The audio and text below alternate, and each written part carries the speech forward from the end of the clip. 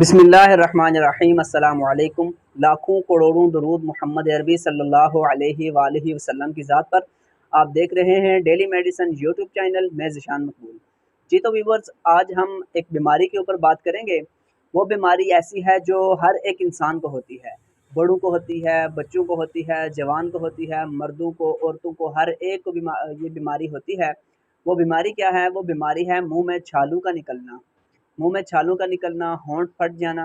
आज की इस वीडियो में हम इसकी वजह बताएँगे आपको कि ये किस वजह से हमारे मुँह में छाले निकलते हैं, होंठों पे छाले निकलते हैं और इसके ऊपर कौन-सी मेडिसिन दी जाती है, इस बारे में भी हम आपको बताएँगे। तो वीडियो को शुरू से लेकर एंड तक लाज़मी देखिएगा, कोई भी पार्ट आप मिस ना करें।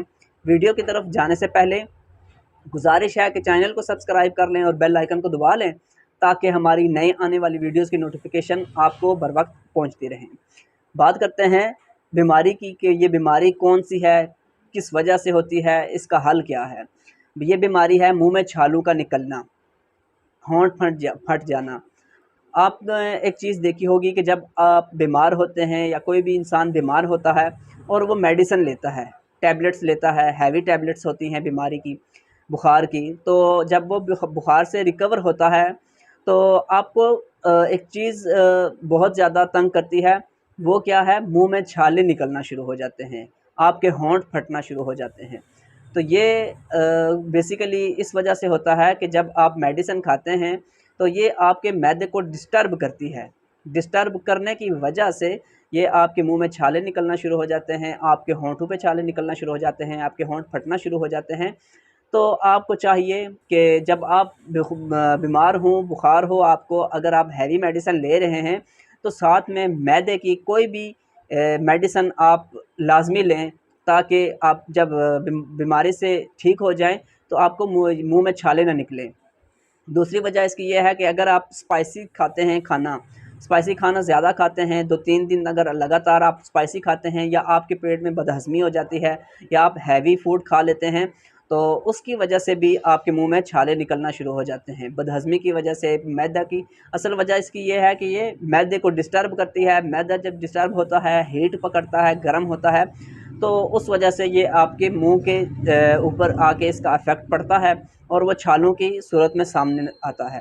तो इस वजह से ये आप अगर आप स्पाइसी खाते हैं, तो आपको चाहिए कि साथ में आपको कुछ ठंडी चीज़ें भी खानी चाहिए। अगर आपको मैदा अगर ख़राब हो रहा है, तो आपको साथ में ठंडी चीज़ें फ़ौरी तौर पे लेनी चाहिए, ताकि आप इस बीमारी से बच सकें।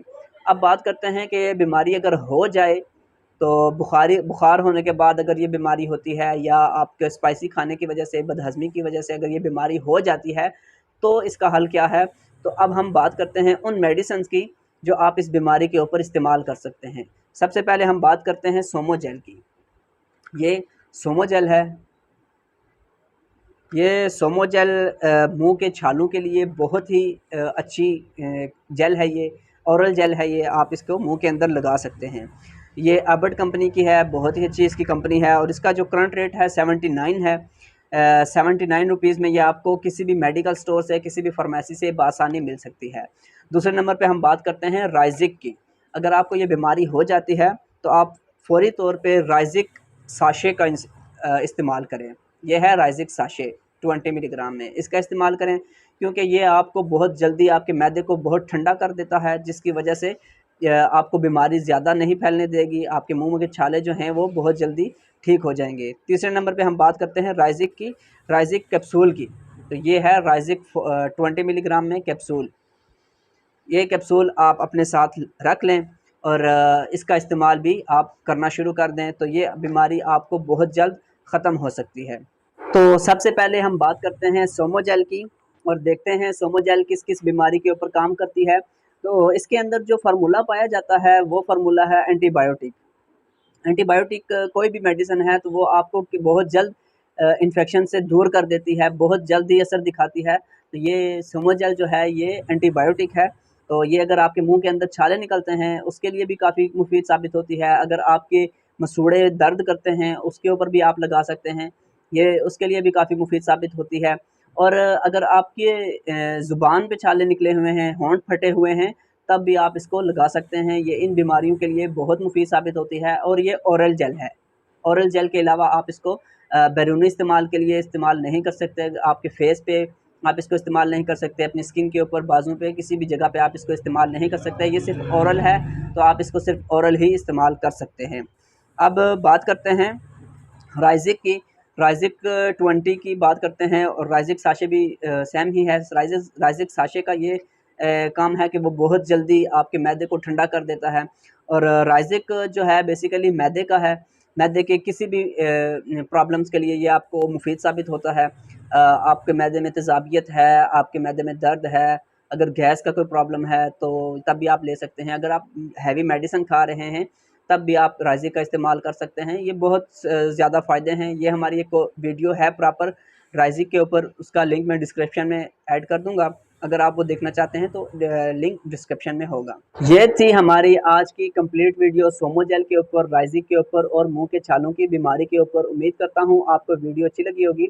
वीडियो अच्छी लगे तो लाइक ज़रूर कर दिया करें और ज़्यादा से ज़्यादा शेयर कर दिया करें। हमारे चैनल को सब्सक्राइब भी कर लें।